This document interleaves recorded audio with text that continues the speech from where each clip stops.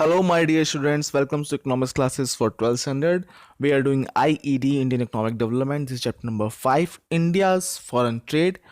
And today we will start this chapter and we'll complete this chapter in this whole video with your Jerry sir. So let's start the video. As the chapter name is India's Foreign Trade, so first we need to understand what is the meaning of foreign trade. So, export and import of goods and services across different countries is called international, or you can say foreign trade. If we talk about one example, just check here India and Japan. India is exporting some items to Japan, and Japan also, and India is also importing some items from Japan. See, importing it means Japan is giving goods to India. Exporting it means India is giving goods to Japan. This is called what? Export and import both are we are doing. So it is called what? Foreign trade. What it called? Foreign trade, because it is across the countries. Okay, across different countries.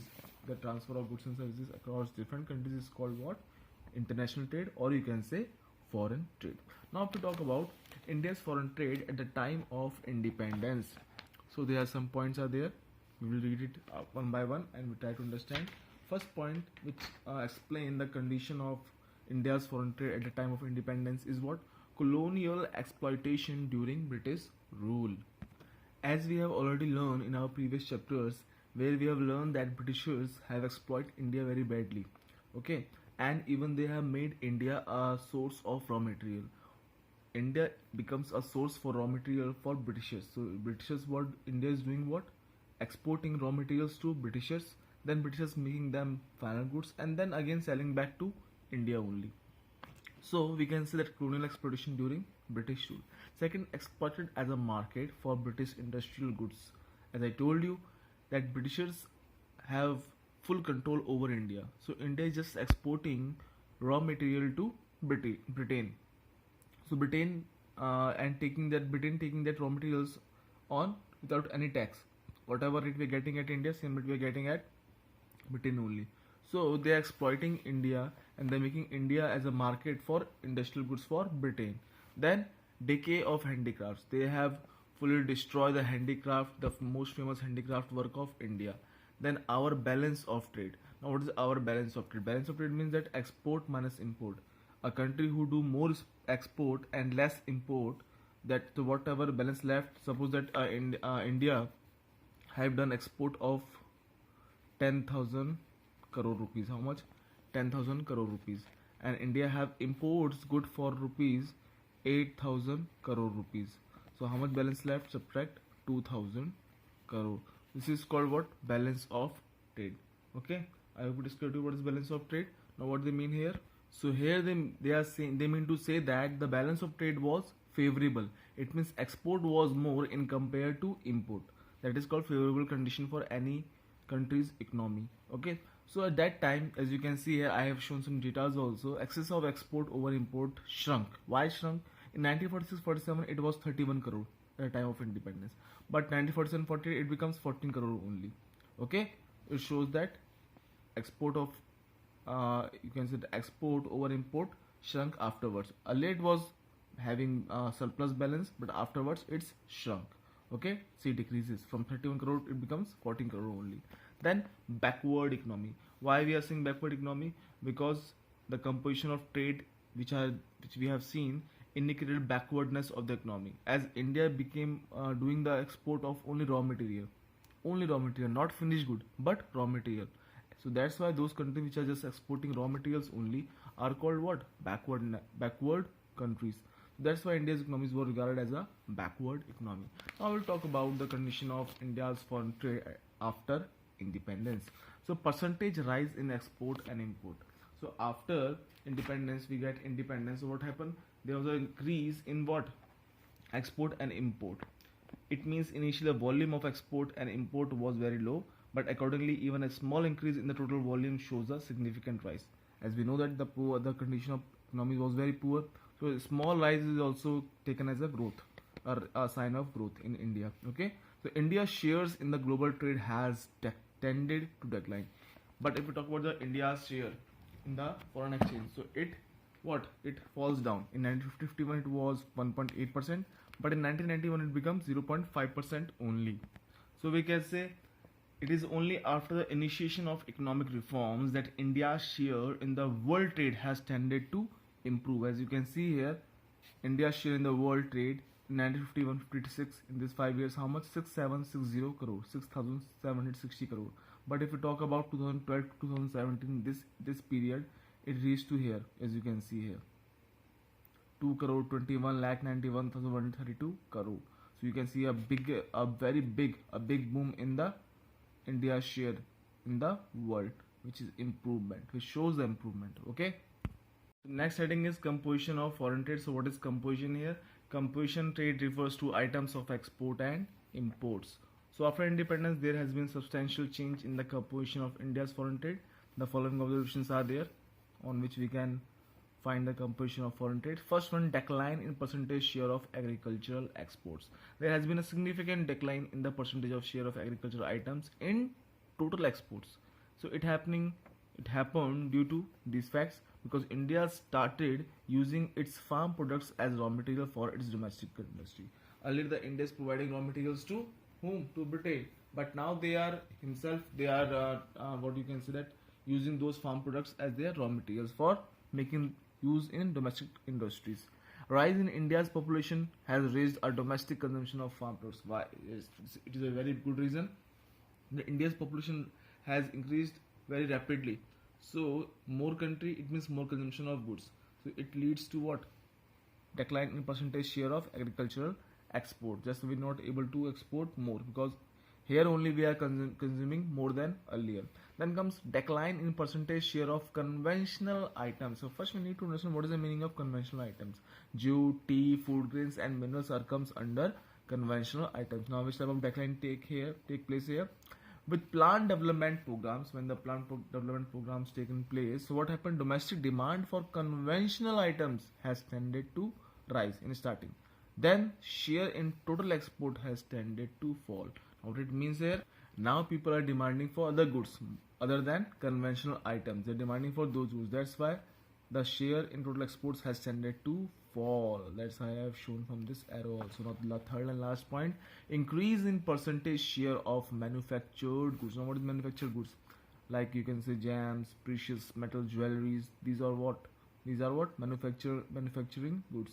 Now presently, if we talk about the gems and precious metals like jewelries, machineries and vehicles are the notable exports of India. Today we are exporting in a large extent. Earlier just we are the exporter of raw materials, then jute and tea and food grains. But now we are exporting in a large quantity what? Precious metal, jewelry we are exporting, gems we are exporting, even machinery and vehicles also. So there is a good rise in these factors. So these are what points which we have learned, or you can say observations which we have studied under the composition of foreign trade. Now next topic is what? Directions of foreign trade. Now first point under this one we are going to read, or we can observe. We have observed, so just read out this one. India's trading partners. So first we need to understand what is the meaning of trading partners. Trading partners are those countries through which a country is doing trade. That is called what? Trading partners. Are two countries in between that export and import is going on. That is called what? Trading partners. Like UK, USA, India, USA, Japan, India, China, Pakistan. These are what? Trading partners. So we can say that India's trading partners has tended to expand over time. It is increasing. In 1951, there are only two, mainly UK and USA, and some Commonwealth countries are there who are what? Trading partners of India. But if we compare at present, just check here the list: UAE, China, USA, Switzerland, Singapore, Australia, Iran, Hong Kong, Korea, Indonesia, UK, Japan, Belgium. Many are there. These all are what? Trading partners. This shows what? Expand over time. Then comes what? Leading trading partners. Now if we talk about leading trading partners, so till 2007-8 it was USA who was our leading trading partners. After that UAE and China was coming. But at present UAE is the what? Number one leading trading partner of India at this time. After that USA will come, then China. Okay. India's export share. If we talk about export share in 2018-19, so USA have share 15.9% India's export share. Then UAE 9.1% and China 5.1%. If we talk about import share, from where we have done most of the things imported, from which country we have imported most of the things. This is what? China number one, 13.7%. China have captured a large you can say part of Indian market, 13.7%. Then US 6.9%. Then Saudi Arabia 5.6%. And Switzerland 3.5%. You can see India's import share conditions. Then dominations of China, as you have seen that we are importing a large quantity of goods from China, 13.7%. So we can say that domination of Chinese goods over Indian goods. So wake of globalization and free trade had made it easy for Chinese goods to have dominated in the Indian markets, which more than the what Indian goods in the Chinese market. Indian goods are not doing too much good, giving good performance in the Chinese market, but Chinese goods are giving very good performance in the Indian markets, and people love them due to their cheaper cost and the varieties. So we are importing from China in a large amount, but we are exporting to China very less amount. Okay, less amount of products. So this is called what? Directions of foreign trade. Now next come 1991, which is also known as a what? A year of divide. Why it is called year of divide? Because the volume of trade has tended to gain momentum only after 1990. Before 1990, it did not gain their momentum, but after 1990, it has tended to gain their momentum. Okay, so what were the reasons? So the reasons were, till 1990 we were relying on different trade strategies, not only one but different trade strategies. Second, what? We were relying on inward looking trade strategies. We have to trade inside our country only, within the boundary of our country, which failed to yield the desired results, because until you will not do export in a large number, so you can't become a good economical country. Then comes what? It was only in 1991 that we shifted to the strategy of export promotion. We realized that it is not working inward looking, so that we have shifted to strategy of export promotion, which triggered a rise in our exports and imports, which only become the reasons to take a rise in our exports and imports of our country. That's why 1991 is called a year of divide. Now let's talk about some that you can say that inward looking trade strategy, and you can say what? Import substitution strategy. Now let's discuss the inward looking trade strategy, or we can say import substitution strategy. So first we'll talk about import substitution. So it means the strategy of replacing imports by our domestic production. Instead of importing goods from outside the country, we should try to produce, or we should try to production of those type of goods in our country. That is called what? Import substitution. It means we are trying to make a substitution for the imported goods. Then comes what? Inward looking trade strategy. It is same like that one only. So it refers to the policy of reliance. It means depend on import substitution and protection to the domestic industry through import restrictions and import duties in the area of international trade. So the goods which are coming from outside our country, these are machine made goods, and they are cheaper than our goods. So that's why the peoples are demanding those type of goods more. So it's leads to decrease in the domestic, leads to the fall in the domestic goods demand. That's why in order to protect our domestic industries, government has tried to put some restrictions and import duties in the area of international, or you can say foreign trade. Now first point which comes under this observation is what? It is a strategy to save foreign exchange by restricting the volume of imports. Now foreign exchange means foreign currency. When we are doing import, so what happens? Our currency going to the other countries. But when we are doing export, so other currency coming to our countries. So instead of giving that in order to give more that support to what? To domestic production of goods or domestic industries, it leads to what? Save of foreign exchange. So foreign exchange, or you can say being extremely scarce, which we are having very less amount, was to be utilized for developmental imports, that they wants to import, that utilize that foreign exchange for development of what? For developmental imports. It means imports of those goods which are very necessary, like plant and machineries, which we can't make in our country. Okay. Then third is coming what? The government prefer to economize the use of foreign exchange through import substitution rather than maximize the generation of foreign exchange through export promotion. Now this is the very good point. Import substitution and export promotion. We know very well that we can get our trade balance only when we are doing more export compared to import. But India was having that having very defensive technique. They are trying to just stop all the type of imports. Just they're trying to make substitution of those imported goods. So they are not that maximizing the generation of foreign exchange. Just they are trying to whatever the reserves foreign exchange they have obtained, just let them save them only. They have not think to increase their foreign exchange through the export promotion, but other than focus on the import substitution. So government wanted to what you can say promote the domestic industry from international competition. This is the reason that they are putting more focus on import substitution. So these are the points which we have studied under inward looking trade industry or trade strategy, or we can say import substitution strategies. So now let's talk about the impact of inward looking trade strategy or you can say import substitution on the domestic industry. What impact they have put, good or bad? So first we'll talk about the good impact. So high rate of industrial growth with structural transformation has taken place. Percentage contribution of industrial sector to GDP. In 1951 it was nearly 12%. In 1991 it increased to 25%. So it shows the high rate of industrial growth. Diversification of industrial growth. We're getting what diversification of goods like engineered goods and consumer goods. Engineered goods you can say roads, dams, building, etc. Sunrise industry, which is also known as what electronic industries, has also taken place. But we failed to achieve our goal in this one.